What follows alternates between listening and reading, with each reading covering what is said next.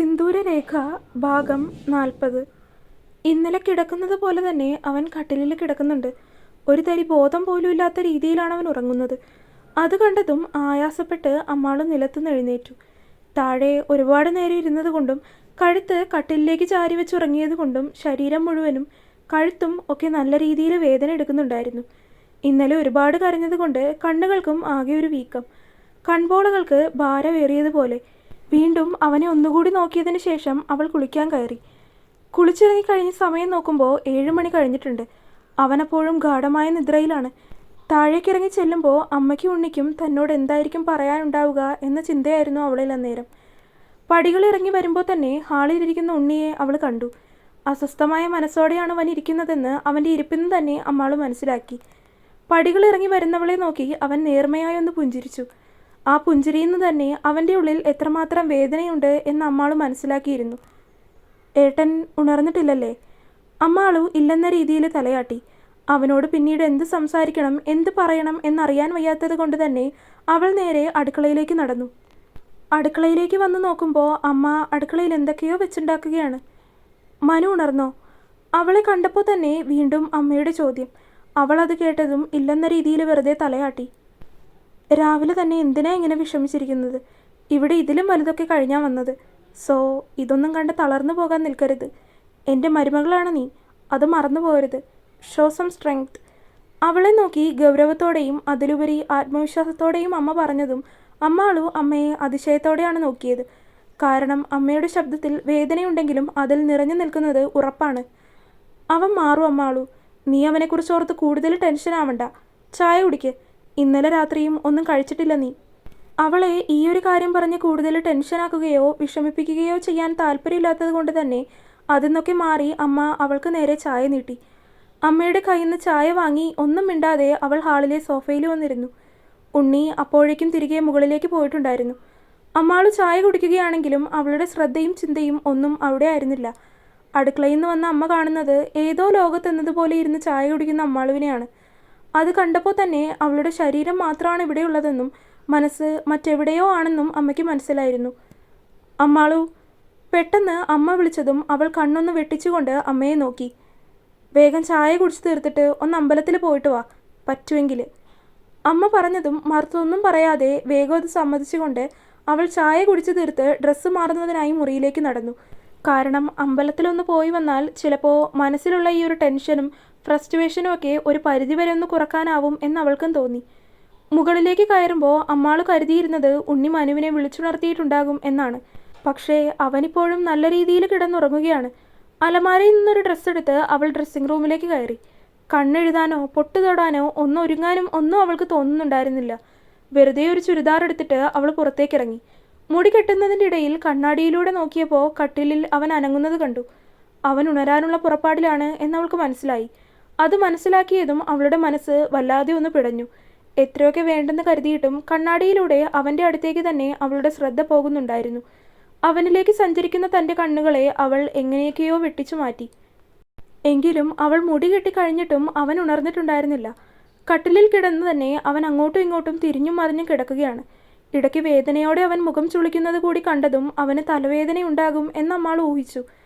അമ്പലത്തിലേക്ക് പോകണമെന്നുണ്ടായിരുന്നു. എങ്കിലും അവൻ്റെ അവസ്ഥ എങ്ങനെയാണെന്ന് അറിഞ്ഞിട്ട് പോകാമെന്ന് കരുതി അമ്മാൾ കുറച്ചു നേരം കൂടി അവിടെ തന്നെ നിന്നു. നിങ്ങൾ എന്ത് കരുതുന്നുവെന്നോ നിങ്ങൾ എങ്ങനെ പെരുമാറുന്നു എന്നൊന്നും എന്നെ ബാധിക്കുന്നില്ല മനുവേട്ട. എന്തായാലും നിങ്ങളുടെ കൂടെ തന്നെ നിൽക്കാനാണ് ഞാൻ തീരുമാനിച്ചിരിക്കുന്നത്. മനസ്സിൽ ശക്തമായി തന്നെ അങ്ങനെയൊരു ഉറച്ച തീരുമാനം എടുത്ത് അമ്മാൾ മുറിയിൽ തന്നെ നിന്നു. കുറച്ചു നേരം കൂടി കാത്തുനിന്ന് കഴിഞ്ഞപ്പോൾ അവൻ പതിയെ കണ്ണു തുറന്ന് നോക്കുന്നത് അവൾ കണ്ടിരുന്നു. പക്ഷേ കണ്ണുകളൊന്നും ശരിക്ക് തുറക്കാൻ പറ്റുന്നില്ല. അതുപോലെ ആയിരുന്നല്ലോ ഇന്നലെ കുടിച്ചിരുന്നത്. അപ്പോൾ കണ്ണിലേക്ക് വെളിച്ചടിക്കുന്നതൊക്കെ കൊണ്ട് തലവേദനയും കണ്ണുവേദനയും ഒക്കെ എടുക്കുന്നുണ്ടാകും എന്നവൾക്ക് മനസ്സിലായി. അമ്മാളും അനങ്ങിയില്ല. അലമാരയുടെ മുന്നിൽ അലമാരയിലേക്ക് ചാരി അവനെ തന്നെ നോക്കി നിന്നു. കുറച്ചു നേരം കൂടി അനങ്ങാതെ അങ്ങനെ തന്നെ കിടന്നതിന് ശേഷം മനു പതിയെ കണ്ണു തുറന്നു. എങ്കിലും നല്ല തലവേദനയുള്ളത് കൊണ്ട് തന്നെ അവൻ കൈ രണ്ടും തലയിൽ അമർത്തി പിടിച്ചു. നല്ല തലവേദന ഉണ്ടാകും. അതുപോലെയാണല്ലോ ഇന്നലെ വലിച്ചു കയറ്റിയിരിക്കുന്നത്. അവനൊന്ന് കണ്ണു തുറന്നു വന്നതും അമ്മാളും അവനോടായി പറഞ്ഞു. ഞൊടിയിടയിൽ അവൻ്റെ നോട്ടം തൻ്റെ വലതുവശത്തായി നിൽക്കുന്നവളിലേക്ക് പോയി. കൈകെട്ടി തന്നെ തന്നെ നോക്കി നിൽക്കുന്നവളെ കാണേ അവൻ അവളിൽ നിന്ന് മുഖം തിരിച്ചു. ഞാൻ പോയി ചായ എടുത്തിട്ട് വരാം. അത് പറഞ്ഞ് മുന്നിലേക്ക് നടക്കാനൊരുങ്ങി അവൾ വീണ്ടും ഒന്ന് നിന്നുകൊണ്ട് അവനെ തിരിഞ്ഞു നോക്കി. ചായ വേണോ, അല്ലെങ്കിൽ കുടിക്കാൻ താല്പര്യമുള്ള മറ്റെന്തെങ്കിലും സാധനം വേണ്ടി വരുമോ?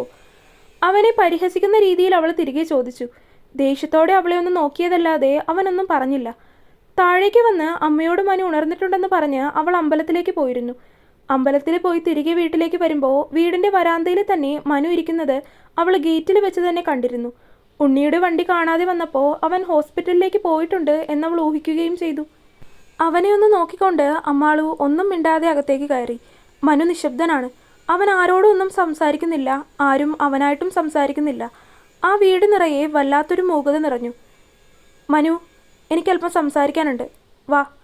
കുറച്ചു നേരം കഴിഞ്ഞ് വരാന്തയിൽ തന്നെ ഇരിക്കുകയായിരുന്ന അവനെ അമ്മ വന്ന് വിളിച്ചു.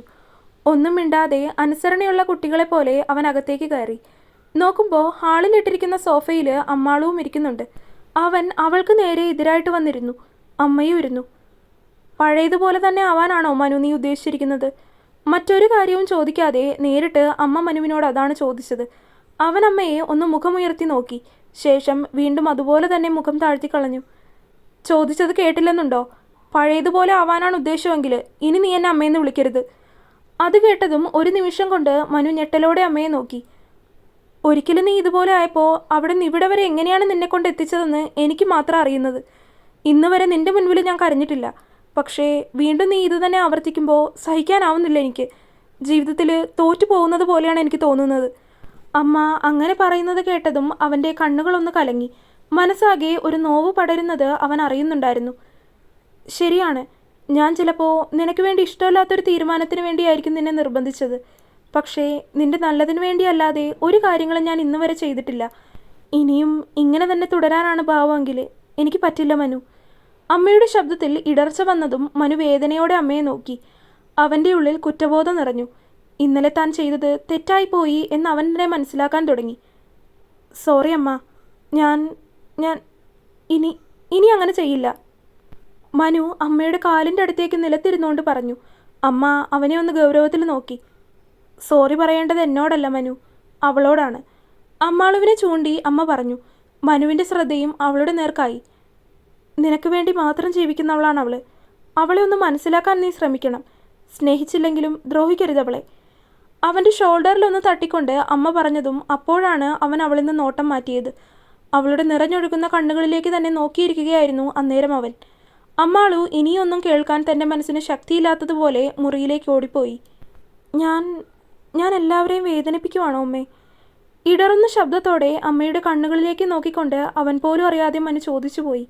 അമ്മ അവൻ്റെ മുടിയിഴകളിലൂടെ ഒന്ന് തലോടി. ശേഷം അവനെ നോക്കി ഒന്ന് പുഞ്ചിരിച്ചു. നിന്റെ അവസ്ഥ എല്ലാവർക്കും മനസ്സിലാവുന്നുണ്ട്. പക്ഷേ ചുറ്റുമുള്ളവരുടെ മനസ്സും ഹൃദയവും അവസ്ഥയും ഒക്കെ എൻ്റെ മോൻ കാണുന്നില്ല. അതൊന്ന് ശ്രദ്ധിച്ചാൽ മാത്രം മതി. അമ്മ അവൻ്റെ കവിളിൽ തലോടിക്കൊണ്ട് അരുമയായി പറഞ്ഞവനെ മനസ്സിലാക്കി. മനു ഒന്നും മിണ്ടാതെ അമ്മയുടെ മടിയിലേക്ക് തലവെച്ച് കിടന്നു. അമ്മയുടെ കൈകൾ മുടിയിലൂടെ തലോടിയപ്പോൾ അവൻ്റെ കണ്ണുകൾ അറിയാതെ അടഞ്ഞുപോയി. അമ്മാളു കരയുകയായിരുന്നു. അവനെ അങ്ങനെ തകർന്നതുപോലെ കണ്ടത് അവളെ അത്രമാത്രം വേദനിപ്പിച്ചു. കുറച്ചു സമയം അവൾ മുറിയിൽ അങ്ങനെ തന്നെ ഇരുന്നു. തിരിച്ചു വന്ന് നോക്കുമ്പോൾ കാണുന്നത് അമ്മയുടെ മടിയിൽ തലവെച്ച് ഉറങ്ങുന്ന മനുവിനെയാണ്. അവളുടെ നോട്ടം അമ്മയുടെ നേർക്കായി. അമ്മ അവിടെ ഇരുന്ന് ഫോണിൽ എന്തോ ചെയ്യുകയാണ്. അമ്മാള് പതിയെ വന്ന് അമ്മയുടെ അടുത്തിരുന്നു. അമ്മ അവളെ നോക്കി ഒന്ന് പുഞ്ചിരിച്ചു. എൻ്റെ പഴയ അമ്മാളും അല്ലല്ലോ ഇത്. എപ്പോഴും കരച്ചിലും സങ്കടവും മാത്രം. ഇനി വേണ്ട ഇതൊന്നും. നിന്റെ പഴയ സ്വഭാവം എടുക്ക്. അവളുടെ കയ്യിലൊന്ന് തട്ടിക്കൊണ്ട് അമ്മ പറഞ്ഞതും അമ്മാളു അമ്മയെ നോക്കി പതിയെ ഒന്ന് ചിരിച്ചു. നിന്നെ ഞാൻ ഇവന് കൊടുത്തതും ഇവനെ ഞാൻ നിനക്ക് തന്നതും എല്ലാം ശരിയാവും എന്ന വിശ്വാസം കൊണ്ടാണ്. എങ്ങനെയാണ്? എല്ലാം ശരിയാകുമോ? തമാശ പോലെ അമ്മ ചോദിച്ചതും അമ്മാളു ഒന്നും മിണ്ടാതെ തലയനക്കി. നിങ്ങൾ മനസ്സറിഞ്ഞൊന്ന് സംസാരിക്ക്. ഇത്ര നാളൊക്കെ ആയില്ലേ.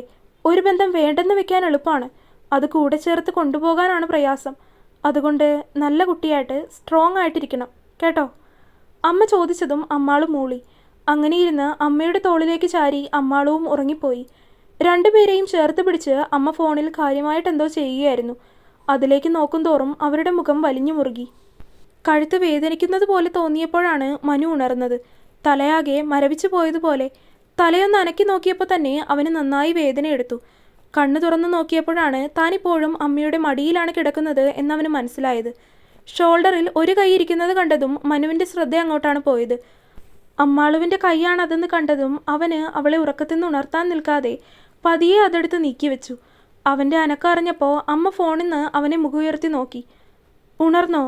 അമ്മ ചോദിച്ചപ്പോൾ അവൻ അമ്മയെ നോക്കി ഒന്ന് പുഞ്ചിരിച്ചു. ഒത്തിരി നേരം ഇരുന്നല്ലേ?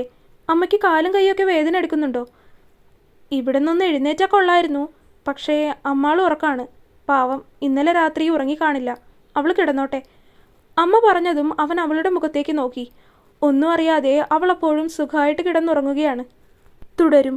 അപ്പോൾ വീഡിയോ കണ്ടവരെല്ലാവരും വീഡിയോ ലൈക്ക് ചെയ്യുക. നിങ്ങളുടെ അഭിപ്രായങ്ങൾ എന്തായാലും അത് കമൻറ്റായിട്ട് അറിയിക്കുക. ചാനൽ സബ്സ്ക്രൈബ് ചെയ്യാത്തവരുണ്ടെങ്കിൽ സബ്സ്ക്രൈബ് ചെയ്യുക. അടുത്ത പാർട്ടായിട്ട് നാളെ വരാട്ടോ. ബൈ.